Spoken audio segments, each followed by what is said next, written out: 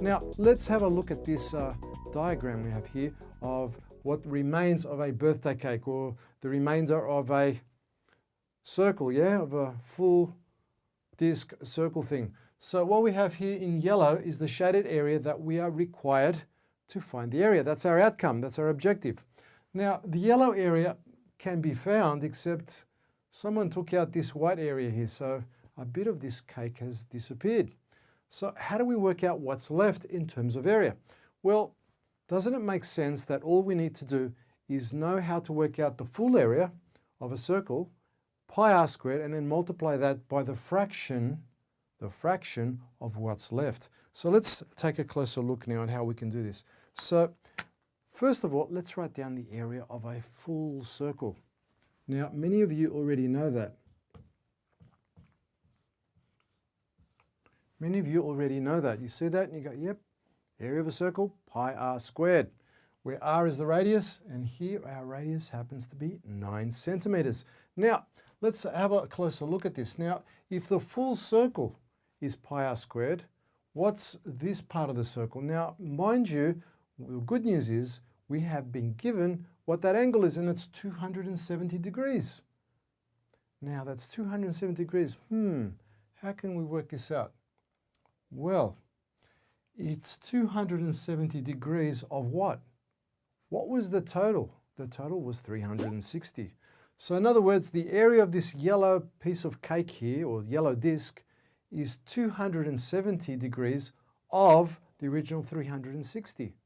Isn't that the fraction? So let's write that down. So 270 degrees is what we have here, right? That's the yellow part of what was originally the whole thing, and that was 360. That's the angle for the whole circle, yeah?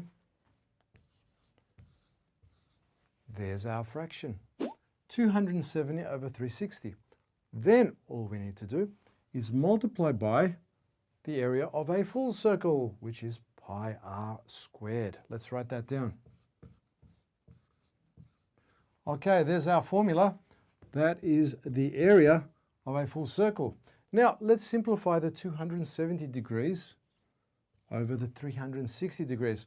Well, if we do a bit of calculating, it simplifies down to a very basic fraction, and that is 3/4. It actually looks like 3/4, doesn't it? We can see that already.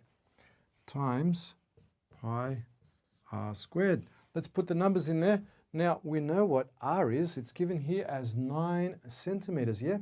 So maybe we can substitute that in there. So it's going to be 3/4. Let's write that down here. Times pi times, as I said before, 9 centimeters is the radius. And let's square that because it's pi r squared, r squared. So if we put that in the calculator and we go 3/4 times pi times 9 squared, and 9 squared is 81. Our grand total for the total area, all of this yellow part, the yellow part of this 3/4 circle, is in total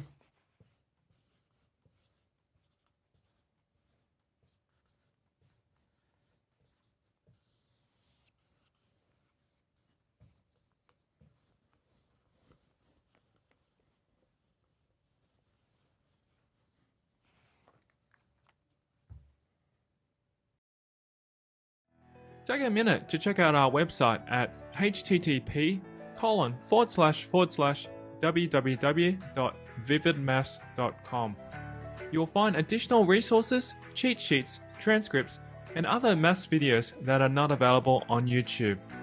Lastly, don't forget to subscribe to get access to all the written answers for your maths questions, plus other special offers.